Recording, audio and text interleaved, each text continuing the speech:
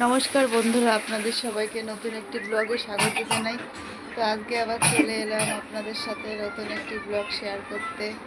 এই দেখুন, আমার ছেলে এইমাত্র পড়াশোনা করে এলো টিউশনি থেকে এসে। এখন আমাদের খাওয়া দাওয়া হবে। অনেকটাই কত বেজে গেছে। আর দেখুন, কালকেও তো সারাদিন বাড়ি ছিলাম না। ঘরটা যে আমি গোছাবো সেই টাইমই পাচ্ছি না। কালকে তো সারাদিনই শিয়ালদায় ছিলাম। তো রান্না বান্না তো হয়ে গেছে। এই যে রান্না তো এই উনুনে হয়। উনুনের জায়গাটা কাঠটা আবার একটু পরিষ্কার করা হলো। দেখুন, কড়াইটা মেজে উপরে রেখে দিয়েছি।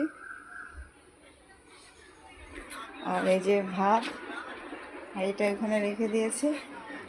আর আমার জন্য একটা পটল সেদ্ধ দিয়েছি। আর এটা হচ্ছে ছেলে আর ছেলের বাবার জন্যে মাংস। গোটা গোটা রসুন দিয়ে মাংস রান্না হয়েছে। আর আমি আমার খাবার স্পেশালি এটাই, একটু ঝিঙে দিয়ে আর কয়েকটা মাছ দিয়ে তরকারি, নুন না দেওয়ার মতন দেয়া, না দিয়েছি বললেই চলে। সকালবেলা একটু দই দিয়ে চিড়ে খেয়েছিলাম, আর একটু দই রয়েছে। তো এই দেখুন, আমার ওষুধের প্যাকেটটা এখানটায়, আমার ছেলেটা এই যে এখানটা এরকম করে রেখে দিয়েছে। যে ওষুধটার মধ্যে এই শোকেসটা আমি গোছাবো, গুছিয়েই পাচ্ছি না। আর এইটা দেখুন, আমার ছেলের লাইফের প্রথম প্রাইজ পেয়েছিল এটা। ও যখন পিপিতে পড়ে স্কুলে, কবিতা বলে, এই যে প্রথম প্রাইজ পেয়েছিল এটা। তাই এটা রেখে দিয়েছি, সবগুলো গুছিয়ে রাখতে হবে। আর এইটা তো এবার সেই ওর ডান্সের স্কুল থেকে পেয়েছে। আর এগুলো তো আপনারা দেখেছেনই। আর এখন তো আপাতত ওই ঘরেই খাওয়া হবে। আর এই ঘরে কটা শশা আছে, সেগুলো নিতে হবে।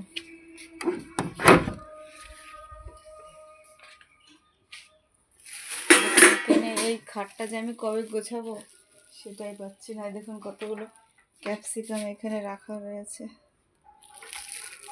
এই যে শশাগুলো এখন কাটতে হবে, খাওয়া দাওয়া হবে। শশা দুটো শশা কাটতে হবে, একটা পেঁয়াজ কাটতে হবে। এগুলো ছেলের বাবাকে এখন কাটবে, আমি ভাত বাড়বো।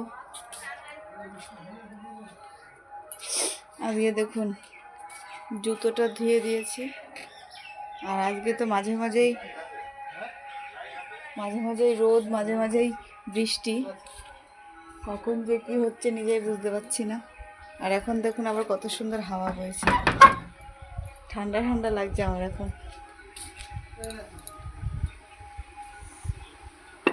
আর এখন তো ভাত খাওয়া হবে। তো বন্ধুরা, এই যে রান্না বান্না তো হয়ে গেছে। তো আপনারা যদি খেতে চান তো চলে আসুন আমার ছেলের বাড়িতে। তো আপনাদের যদি ভিডিওটা ভালো লাগে, প্লিজ লাইক করবেন, কমেন্ট করবেন, শেয়ার করে দেবেন। আর আমাদের পাশে থাকবেন। দেখা হবে খুব শীঘ্রই নতুন একটা ব্লগে।